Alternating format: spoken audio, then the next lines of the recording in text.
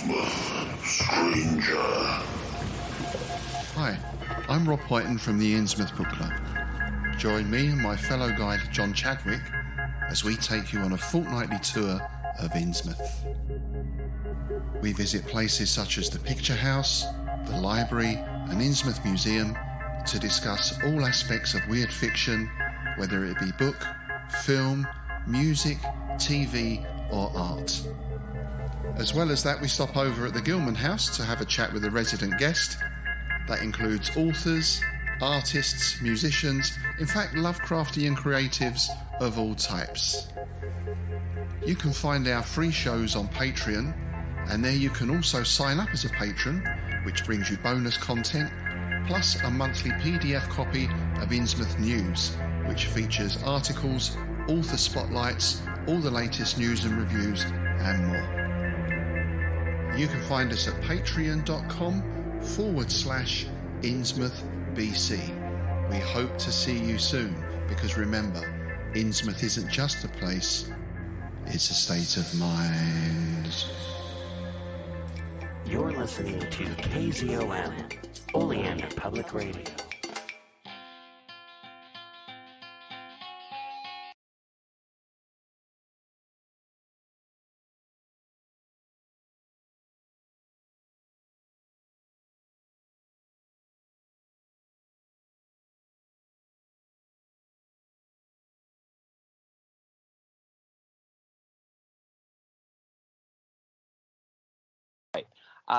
Moving on to the next part, just to remind everyone, if you like what you're hearing, like this episode, share it with people, subscribe to the podcast, find us on Facebook. We're under People's Guide to the Cthulhu Mythos. We're on Twitter. I don't really check Twitter, so it's just kind of the automatic feed if you just want to listen to us on Twitter for some reason. You can find us on any place, any podcatchers that are out there. Of course, Facebook, Instagram, and of course, the YouTube, where this episode will be. And, yeah. This episode is brought to you by California Tea House. California Tea House is a family-owned tea store where you can find some of the world's best loose-leaf tea and organic herbal tea blends. Like a fine wine, there is no comparison between fine loose leaf and common broken leaf tea bags. So, check them out. Check them out. They have quite a bit of pretty awesome tea collections. I'm a huge fan of their white teas. They have a tea club that you can join, but, they've got green tea, black tea, white tea, oolong, that Robios and herbal tea. They've also got teaware. So check out California Tea House in the show notes. I want to tell you all about something. I want to tell you about a guy I know in a place. This is Dave's Corner of the Podcast. It is awesome. It's gonna go fast. It's not the interview pod. Ha ha. Ha ha. It's not the pod where DB talks forever. Never. Ever. No, it's Dave's Corner of the Podcast. Dave's Corner of the Podcast. Dave, everyone. So, more than likely, you're at the middle of this show, part 2. Now, this is the part where I talk to somebody whose name is not DB or Gretchen. And today, I'm talking to Megan Beals. Megan, can you maybe tell our audience a little bit about who you are? Yeah, hi. I am an author and sometimes illustrator, mostly dealing with cozy horror. So horror that kind of embraces the terrifying parts of life and just lives there because there's nothing else you can do. And I am going to have a short story called Splinterbone out soon with an anthology edited by Francis Pi Ippolito and Mark Teppo called The Cozy Cosmic, and that should be out in October. Oh, awesome. And when it comes out, we'll definitely have links to that. Now, Wonderful. my understanding is that your short story sort of focuses on pregnancy or a main character that's pregnant. Could you tell Mhm. us a little bit about that? Yeah, so Splinterbone actually follows a new mother both through her pregnancy and into the first few months of having her baby. At a point when she's feeling deeply isolated. She has really no support outside of her husband, and he is not much help. There is a deep Mm. rift between them. He only has eyes for the baby, and Beth, as a new mother, lets herself believe that that's okay.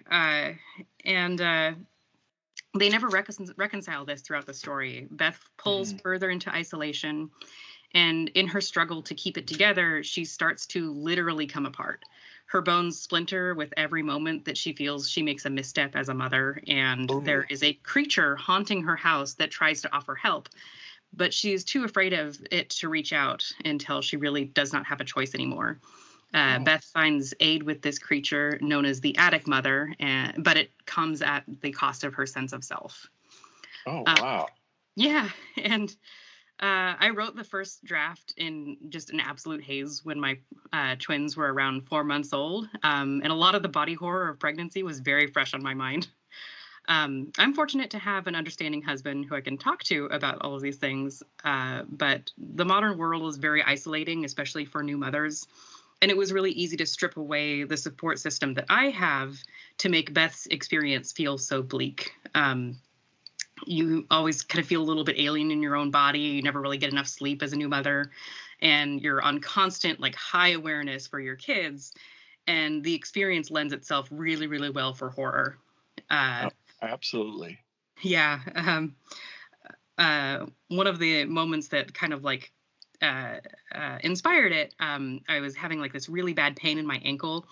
And I was so scared that I was going to drop my daughter on the stairs at one point. And Oh, uh, with horror, the nice thing is that you can make any of those metaphors just actually real. You can have Beth actually have a splinter of bone work its way out through the ankle, and yeah. then yeah, she can just deal with that and until a kindly and horrifying monster takes pity on her and lets her know that all new mothers have a moment of terror. Yeah. So yeah, it's just kind of a way of using the horrific to work through my own experiences. Yeah. And, I don't know if I've ever said this out loud. I have never been more afraid than the months before my daughters were born. And Mm-hmm. and now you actually brought something out of me because at the time, I had something, I had, someone to take care of. I was so excited, but Yeah, that something would go wrong. I don't think I've ever in my life been more afraid, but at the same time more excited.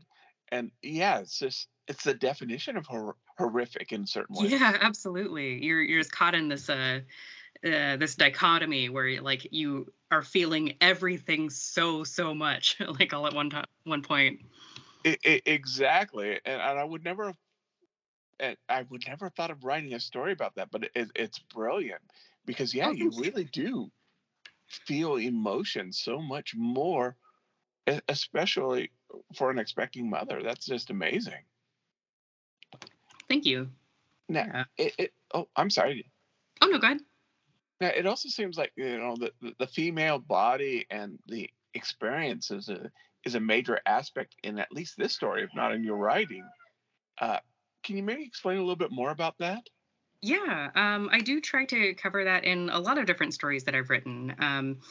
Uh, um, and uh, it's kind of funny because I write a lot about women who are monsters or women who are dealing with monsters. Mm. And recently I was watching this actual play show called Dimension 20. Um, and one of the players, Emily Axford, was playing a character who was Little Red Riding Hood as a werewolf. And at one Mm. point, this like preteen very confidently tells the rest of the group, "Women can be either princesses or monsters, and I guess we know I'm not a princess." And then later, when she was speaking to that sentiment in the after show, she mentioned how when you're really little, you're told that you can be anything, but as you get older, your dreams start to get thinner. And there's this point for women, I feel like it's usually around the teen years, but not for everyone, where being a woman suddenly becomes something very conspicuous. I saw it recently when I was watching the Barbie movie too, when Barbie went to the real world and she went from being just another Barbie to something to be looked at. And the discomfort that was on her face at suddenly being seen in a way that she had no control over, it just felt so real. Yeah. There are like so many different pressures on how to do womanhood correctly that when you don't quite fit, you wonder if, well, maybe I'm something different. Like, for instance, I'm fat. Most of my scars are on my face and my head. My skin is bumpy from eczema. And I'm completely comfortable with these things now at 38. But when you grow up and you hear like weird comments from people, it takes some time before you really feel comfortable in your own skin.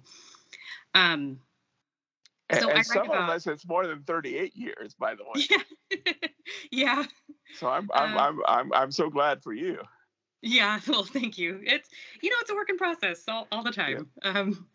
But yeah, I like to write about the monstrous femininity because it feels like there's a whole world of monstrous femmes that just want to be seen, that they want the permission to be something like a little abhorrent from the norm, but still loved.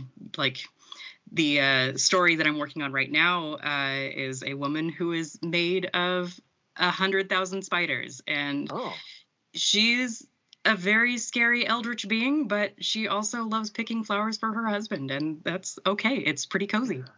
yeah. That sounds another great story. Thank you. And I don't know if you heard that, but Ralph the Rooster has approved. He was very excited about hearing what you were saying. Oh, thanks, Ralph. What a sweetheart. Yeah. Now, you have a background in fairy tales, right? How does that influence your work? Yeah, I do. I really love like how clean the narrative of is of a fairy tale. Uh, in fairy tales, backgrounds, if they're given at all, are usually painted in such broad strokes that you're lucky if you know that there's a mountain in the distance. Yeah. The king doesn't need a name. He wouldn't need a name at all. He's just the king. Uh, if there's magic, you just accept that the magic is there because Baba Yaga does not care if you think her skull lanterns are unrealistic. Trying to prick holes in her narrative just means you're going to get eaten. Or her chicken house. Yes, yeah, exactly. And I like to try and take that philosophy when I write. I will try and make the story as real as it needs to be within the confines of the narrative. And anything outside that, plot holes or whatever, are just none of my business. If someone wants to stand outside and say they can see all the string that I use to erect all of my paper scenery, then they're just standing in the wrong place to enjoy the thing that I'm building. And it's really freeing to understand that all fiction has a little bit of fairy tale at its heart, because you're asking someone to believe in something that isn't true, and you're making it as real as you can for them. I also just really love witches. Witches are great, and when you put a witch in a story, you're never really sure what she's going to do. Yeah. And these stories have survived for centuries because they strike a chord somewhere. They do, yeah, yeah. And there's a lot of like interesting parallels that you can read across cultures as well. Excellent. Yeah, and I hadn't thought of this, but there is a simplistic beauty in fairy tales. Oh, absolutely, yeah.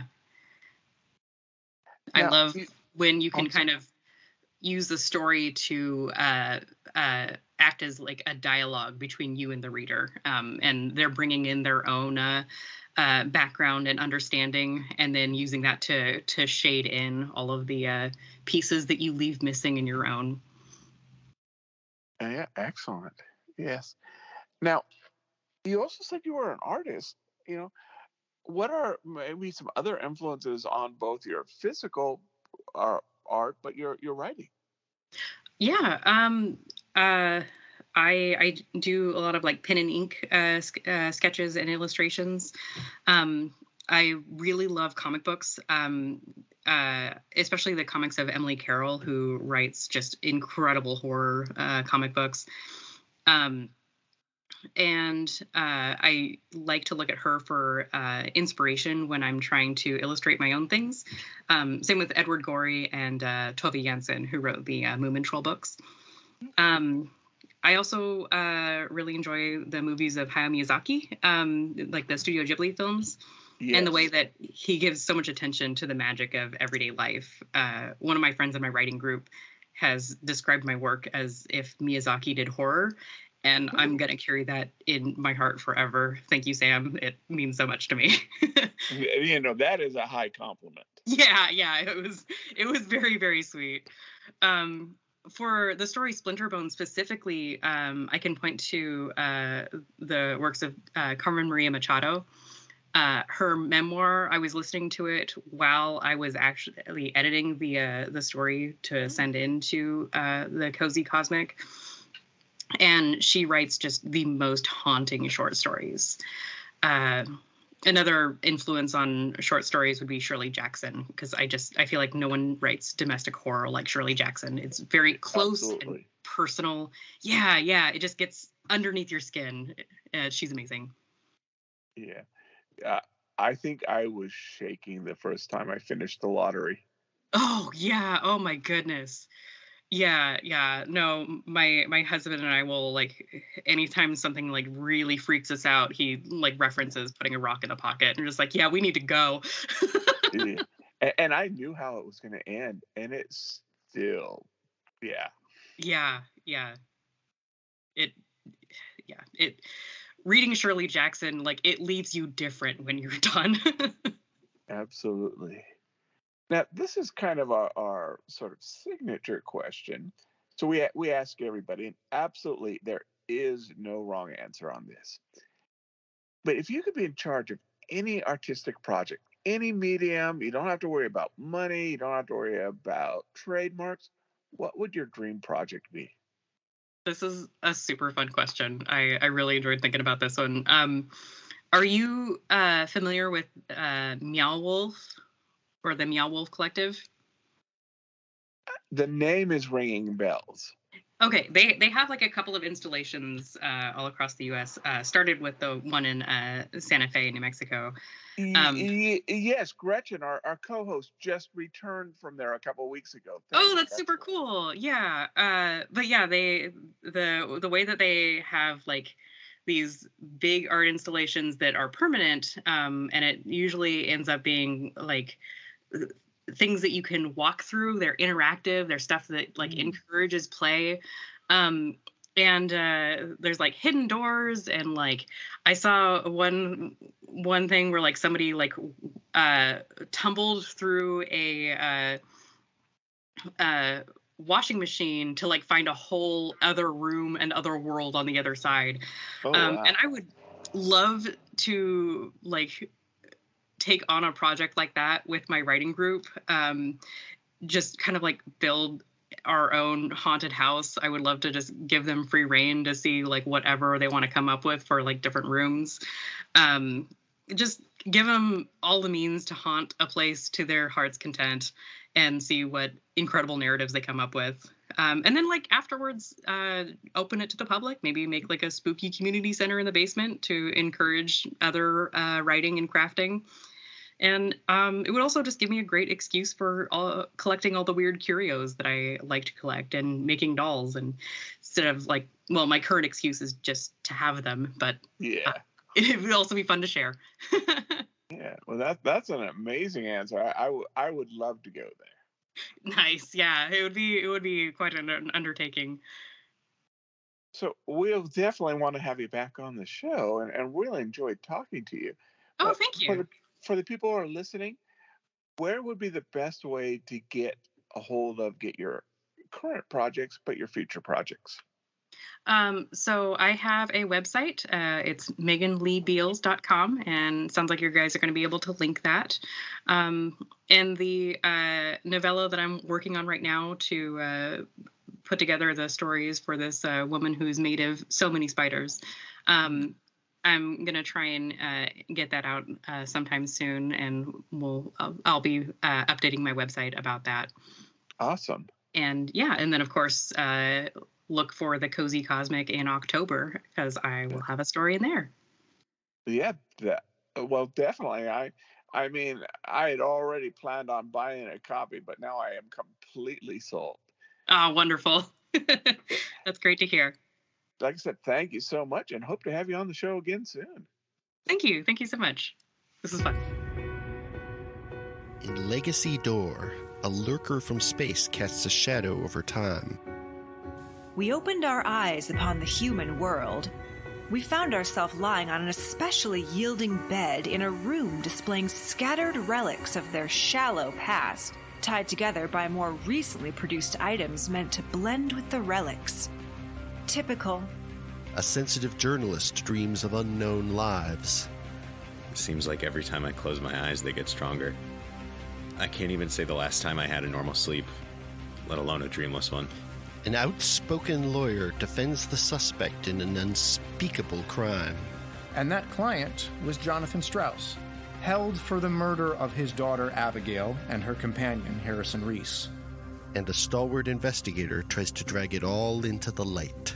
Some of the Reeses and the Strausses have been involved with something that seems to include an obsession with bloodlines and longevity for at least decades. Legacy Door is a weekly cosmic horror mystery podcast. An ensemble of actors tell a story, also available in paperback, Kindle, and audiobook. Available now. Hey everyone, it's me, DB. New sponsor on the show, Glary. Glary offers a great price and better quality goods and services for music lovers. Are you looking for good prices, free shipping, 100% quality guarantee? Glary's got you covered. Guitars, bass guitars, mandolins. They've got saxophones, trumpets, drums. They've got guitar cases, amplifiers, all the stuff that you need without having to break the bank. Inexpensive doesn't have to mean cheap. Check out the show notes to find more about Glary. 20-watt amplifiers for under $50. Hard cases for your electric guitar for under $80. Guitars themselves for under $90. Come on, folks, check out the show notes. Get a Glary. This part of the show doesn't have a theme song. This part of the show doesn't have a theme song, yeah. Dave and DB and Gretchen go to the movies. Hopefully next week we'll have a real theme song, yeah.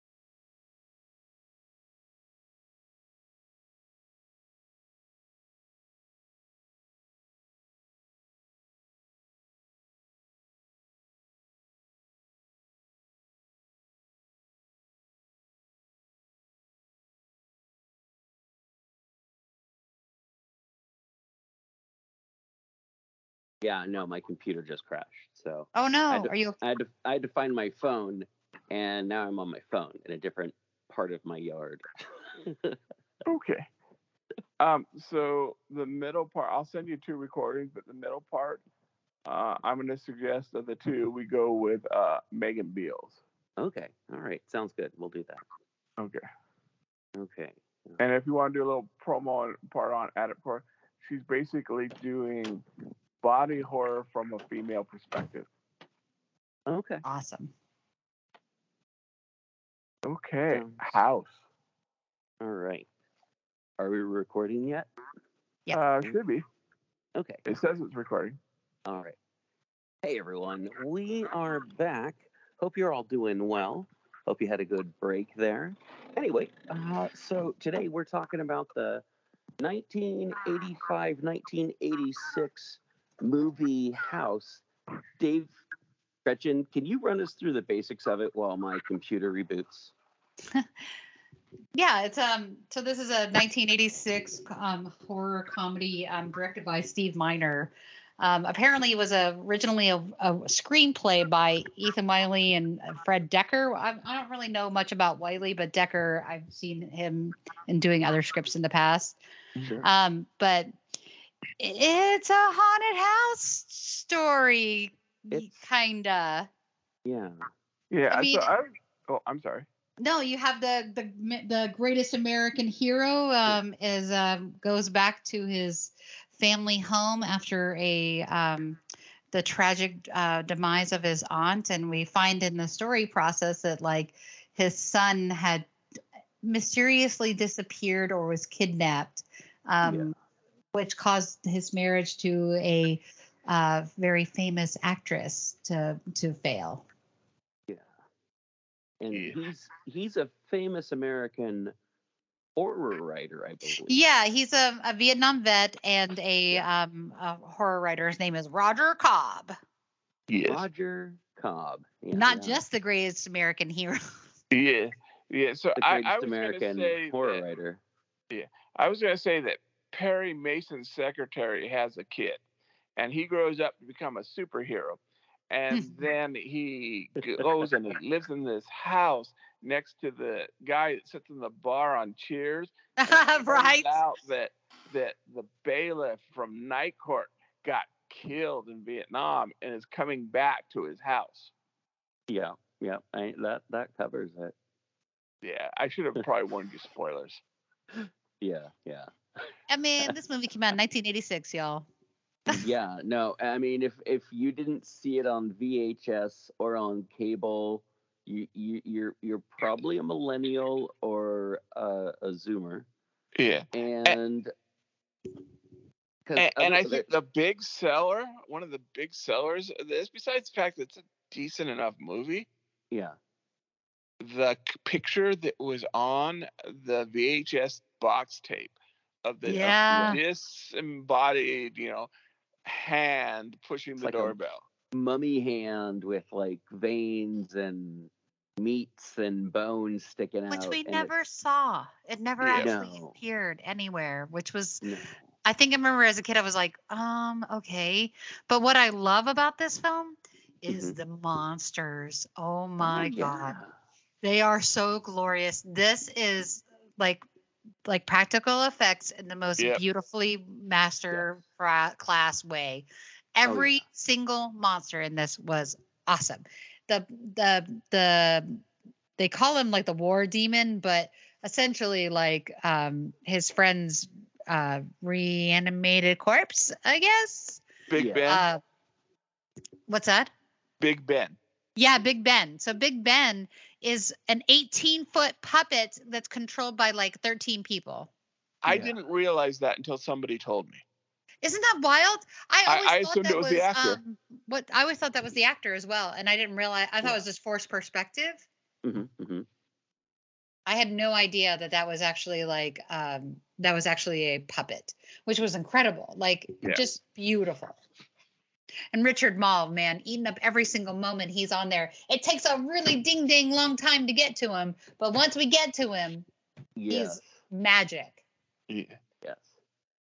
So I'm going to say one of the things why this movie works is that you do have, George Wendt, Richard Mall, William Katz.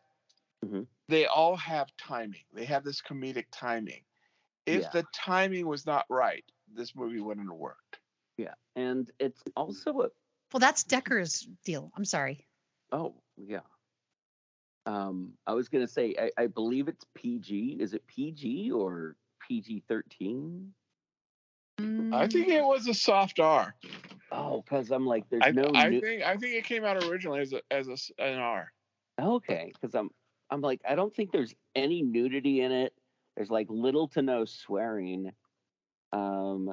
Gore is almost non-existent, and it's like, it's a family horror comedy. It's like, there's nothing. I don't know. I feel like my kids would be bored watching it. Yeah. And I think this was at a time where there was kind of a question on, exactly what was an R or a PG movie, but I'm pretty sure it was a R. Okay. Because of the violence of war and stuff like that, and then like the idea of like somebody's hanging, committing suicide and things like that, like those kind of things are child endangerment. Yeah. Man, Star Wars has all that and is a PG. Well, I was going to say earlier about Decker, the reason why this film works in so many ways is because Decker is like a comedian horror writer. He did, what is it, Night of the Creeps, I think? I believe you're right. Yeah, he did Night of the Creeps, Monster Squad, and then he also co-wrote RoboCop 3 with Frank Miller. So he's kind of got his element in horror comedy. So I feel like he kind of wraps that screenplay into like making it make sense. Yeah. Yes, and my understanding that was the second draft. Yeah, because originally I think Ethan Wiley wanted it to be super serious, or just Miner did. A lot darker. Yeah. And they also, I think, we talked about William Catt and George Wendt, but they got really lucky with the cast, including, and I didn't recognize him again until someone pointed it out, but Stephen Williams from 21 Jump Street, the TV show, and X-Files, is the African American cop that comes up. Yeah, I noticed that too. The one who's like, "Oh, you're that famous screenwriter, or you're that famous book writer." Well, okay, and like they don't look any further in the house. I'm like, that gets you off from a ticket. That's great. Yeah. And Mindy Sterling is one of the obsessed fans, and she becomes Dr. Evil's girlfriend in the Austin Power movies. Yes, I saw that too. So yeah, no, they had an incredible cast. Kind of a wild, like, mixed mash of people too, right? I mean, they're not all like high class celebrities, but they're like, I don't know, like not B. Is that B listers? Is that what it would be? B, maybe C. Yeah. So One of the things I should have explained when I said about talking about Fred Decker, I realized that his original script for this was actually serious, even though he's a comedy horror writer. And then the other writer, Wiley, is the one I think made more funny kind of thing. Yeah.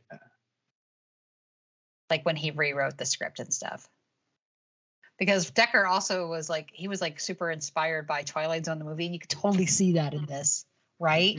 Yeah, my understanding is that's what gave him in fact, the original script, I understand, was going to be in an anthology. Oh, was it? Okay. Cool. But yeah, I might be confusing things, but yes, he was definitely inspired by Twilight Zone. So I'm assuming this was a shorter film that got stretched out into a longer film. Well, I think that this was an idea they were toying with originally. Okay. Because did you guys know though that Kane Hodder was the stunt coordinator for this film? Oh, that's cool. Who went on later to be Jason Voorhees? I knew he was involved, but I didn't know what. Yeah, he was because that was kind of his gig when he became Jason. He was like a stunt guy. Yeah, that's really cool. Yeah. This movie, it's as you said earlier, Gretchen. It's a haunted house. Or did I you love say it. that, Dave? I love a good haunted house story. Yeah, it's pretty much your basic haunted house story. Because The Evil Dead is like a really well done haunted house story. It's like it always makes me go, oh, this is kind of like Evil Dead here, and oh, this is kind of like Evil Dead here. And other times I'm like, oh, this is kind of like Jacob's Ladder here. Oh, this is kind of like Jacob's Ladder here. And I'm like, well, Jacob's Ladder isn't about a haunted house. It's about a haunted mind. And yeah. And in the 80s, with things like, Ghostbusters, but, Evil Dead, ghosts didn't have to be your granddad's ghost anymore. True. They could be these things that had form and demonic and can physically hurt you, to just not scare you. Mm-hmm. Along with the same like allegory for like post-traumatic stress disorder. Clearly, like these are, you could see these as like, this movie is like because there's like obvious moments of where we're like, this is PTSD, everybody. Roar. Yeah. But like, for the most part, I feel like there's some tastefully done aspects that were showing like how like Cobb couldn't kind of keep his shit together because he needs some help, needs some therapy. Definitely. But I'm also glad they didn't. You could have taken the same story and gone completely different. Some of those sets though, those were not. No, if they wrote it, they could have written it differently. Is what I'm saying. Yeah. And the 80s was an interesting time in how we looked back at the Vietnam War, where you have First Blood, which is people saying people were messed up because of that. But then Rambo 2 comes back and says, oh, well, basically we won it. You have Platoon, you have character development like Magnum being, a Vietnam vet. Yeah. And if you take out all the comedy stuff and the ghost stuff, there's hidden, I think, some very serious things about what the veterans went through when they came back. Absolutely. Yeah, definitely.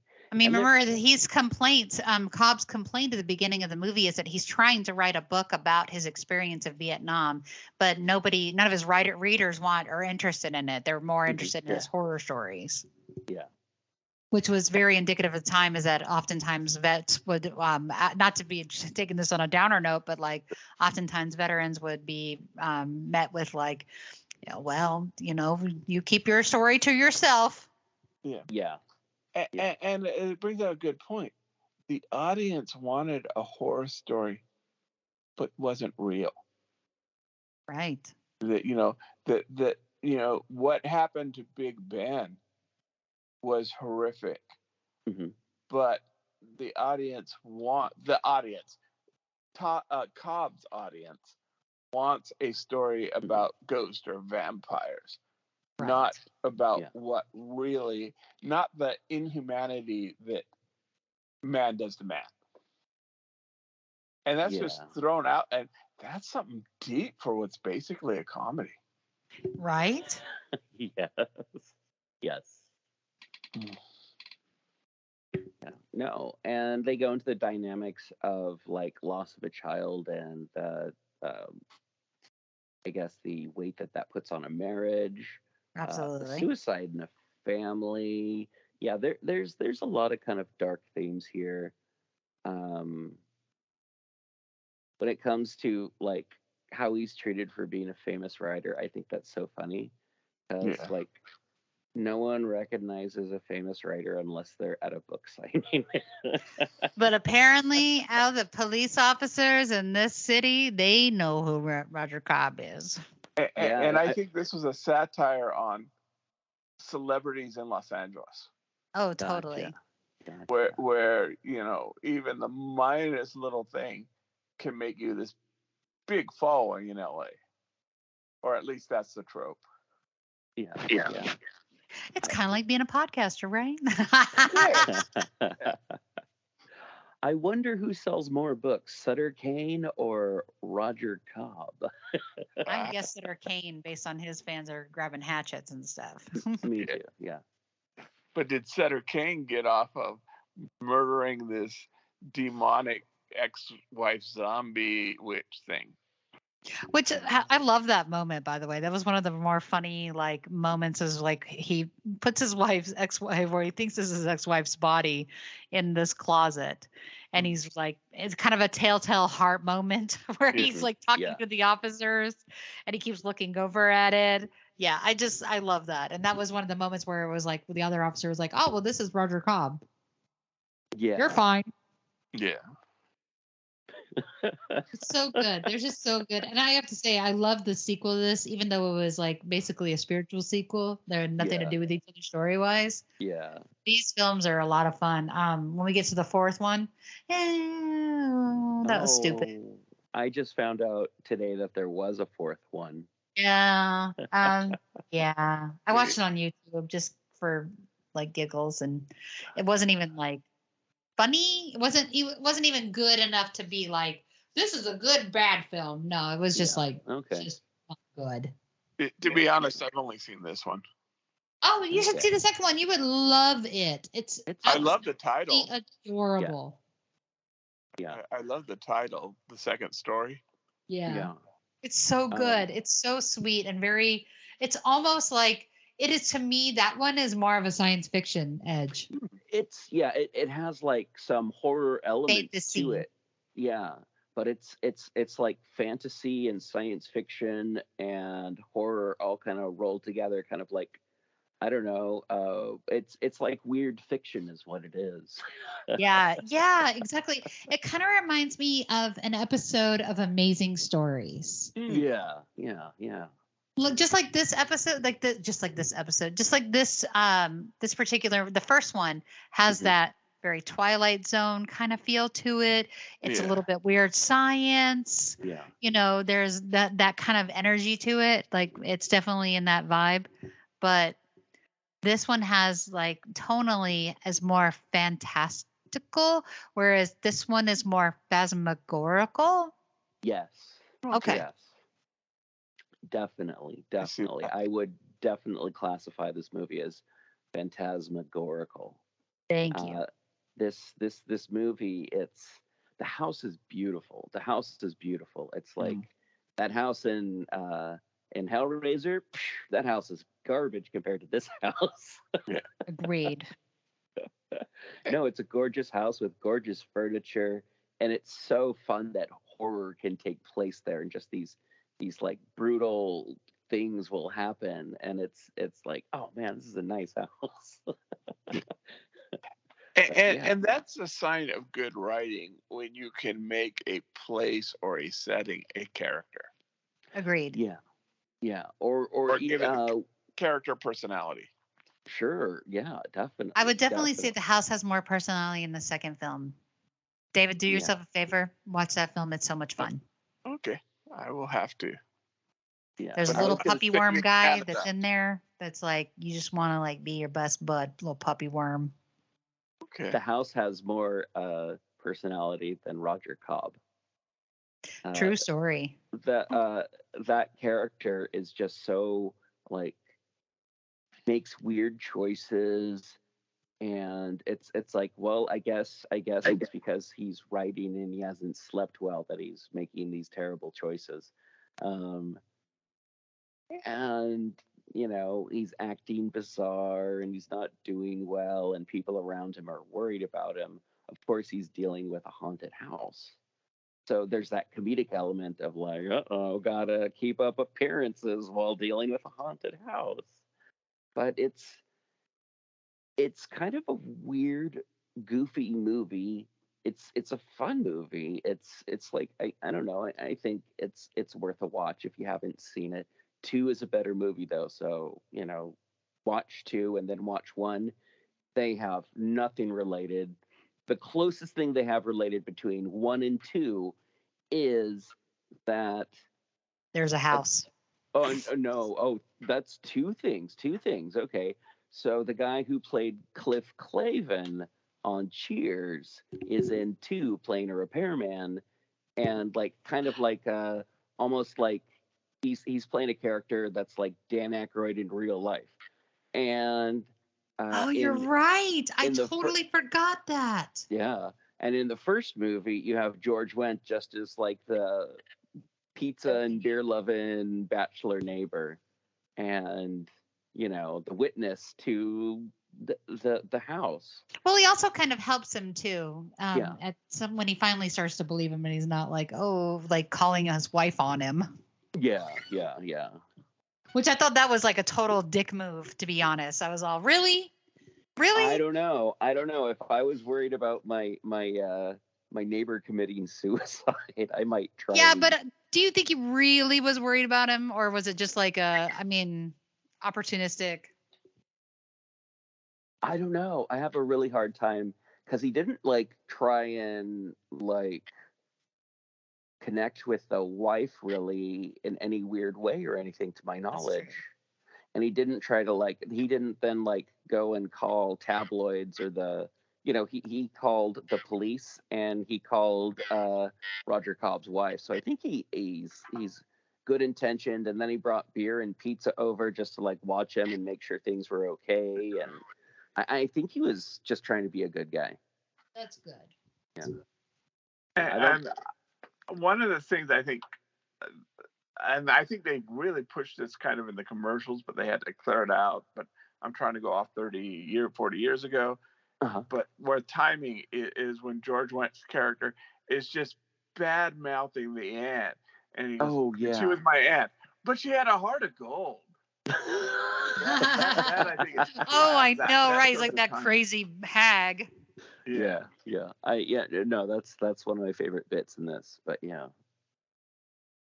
there's the weird babysitting scene that kind of comes out of nowhere.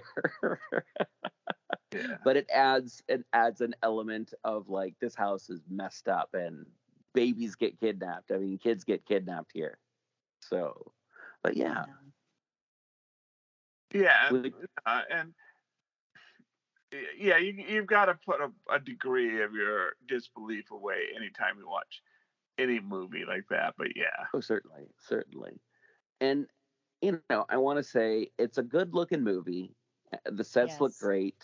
The monsters look really good. I think they're supposed to look scarier, but I mean, it was 1985 when this movie was filmed, and I mean, they use puppets. It's kind of hard sometimes to make puppets look scary, especially in 1985. I think if the movie was made a couple years later, it would be maybe a little bit scarier. And if you made it a couple years later, it would look terrible because of the CGI. But yeah, no, I think for when the movie was made, it was still pretty good looking. So yeah. And I think the 80s were this sort of sweet spot where they were willing to make it movies like Ghostbusters and the Monster Squad, where if it had been the 90s or later or the 70s, it would have been much more of a hardcore. If that make, even if there was a comedic side, I think they would have felt that had to be a more scary movie. Yeah, a little bit more violent, a bit more exploitive. Yeah, more like a, I don't know, traditional horror movie. But in such a good sweet spot. Yeah. It's a weird spot. It's a weird sweet spot too, because it's it can be edited just a little bit here and there and probably be safe for an airline flight. Yeah. Agreed. Yeah, to maybe take out some of the swear words and and then just edit it to the way that the aunt died. Not that she hung herself. We can't play this in Catholic countries, folks. But yeah, no, great movie. I want to recommend it for a nostalgia watch if you watched it when you were a kid. If you haven't seen it before, it's available. Where did you guys watch it?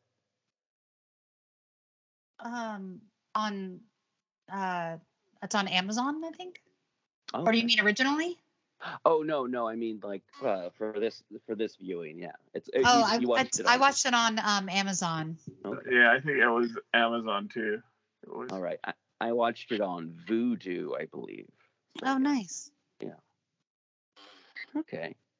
All right. So that one is that one. Dave, do you know what we're talking about next week? I know what movie we're talking about, but I don't know what Lovecraftian topic I do. All right. Oh, all right. Gretchen, what Lovecraftian topic are we talking about next week? I don't know what it is, but Toko, Oh, the Chocho. The Chocho. Chocho people. Yeah. Chocho, and the hunger. Oh, that works. Chocho works themselves into a lot of things, including at least one SNL sketch that I'm aware of. Oh, interesting. Good to know. Good to know. And I believe we are talking about a movie by the man who did Train Spotting, and that would be Sunshine. Oh, I thought we were doing the hunger. Hang on. Oh, we're doing the hunger. Oh yeah, it's It says Sunshine is a few weeks out. Sorry. Oh, never mind. Then we're doing the hunger. Yeah, with David Bowie. I failed both of them. It's That's all right. okay. I'm blaming it on test anxiety. There you go. All right. Okay. Well, everyone, thank you so much. Check out the show notes to find out what we're up to and where we're at and what's going on. You can find all kinds of great deals from all of our sponsors, not just the ones that we list on the show, but some that are just in the show notes. You can check us out on Facebook, Instagram. That's pretty much it right now these days.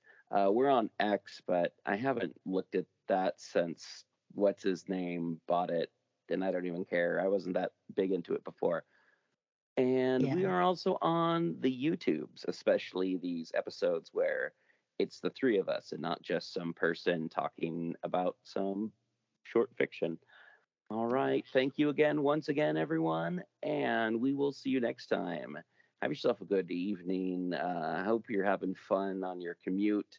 Hope dinner's going well while you're cooking, or don't run over anything in the yard while you're mowing that lawn. Okay, Yes. have a good one, everyone. What's that, Dave? No, I'm just agreeing on the don't run over things while you're mowing. Especially yourself. All right. Have a good one. Stay squiggly and keep it weird. And we will see you later, everyone. And goodbye. Bye. Bye, everybody. That was a good episode. I'm sorry you had computer fails. Oh yeah, no, this computer's garbage. I need to replace it.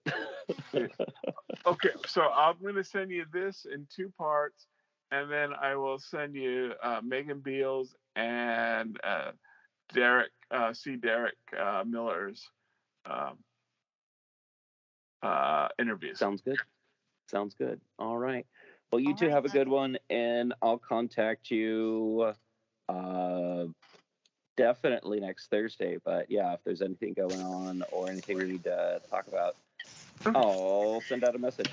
And I'll just put it out in the weekend over the on the con.